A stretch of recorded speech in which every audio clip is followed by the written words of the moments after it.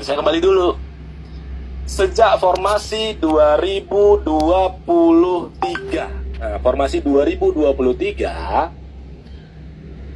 penetapan formasi kelulusan, penetapan formasi berdasarkan rincian kebutuhan yang Bapak Ibu usulkan, khusus untuk tenaga guru, unitnya adalah Dinas Pendidikan, benar nggak?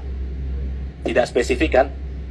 Nah, pertanyaan saya sekarang, siapa yang menspesifikkan dia di sekolah A, sekolah B, sekolah C?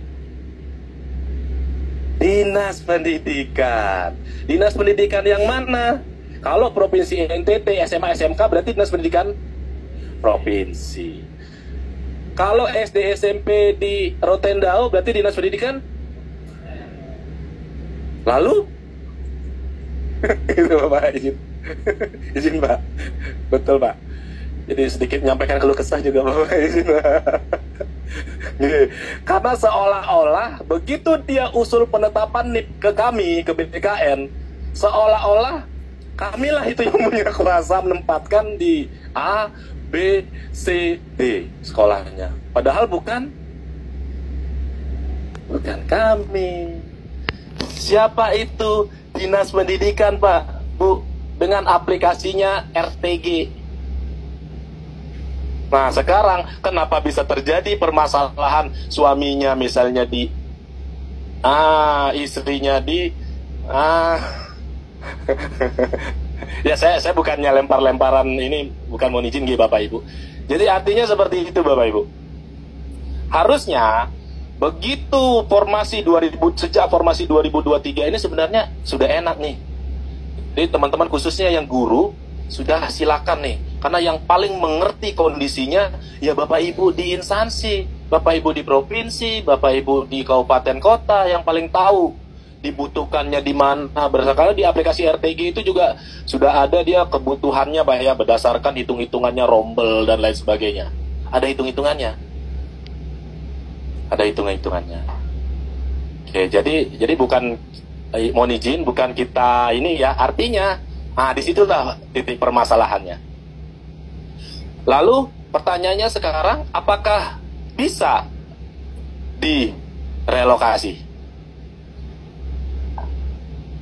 Untuk yang formasi 2023, karena memang keputusan Menpannya untuk formasi dia adalah unit induk Dinas Pendidikan, maka dikembalikan lagi, kalau memang mau ada relokasi itu dikembalikan lagi ke Dinas Pendidikan dengan RTG-nya lagi, silakan.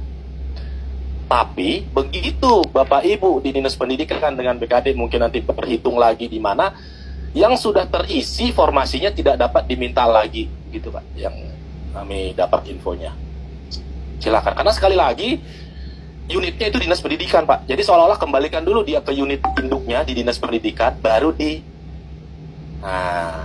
susun lagi. Tapi ya jangan juga dikocok ulang seluruhnya Pak, Bu.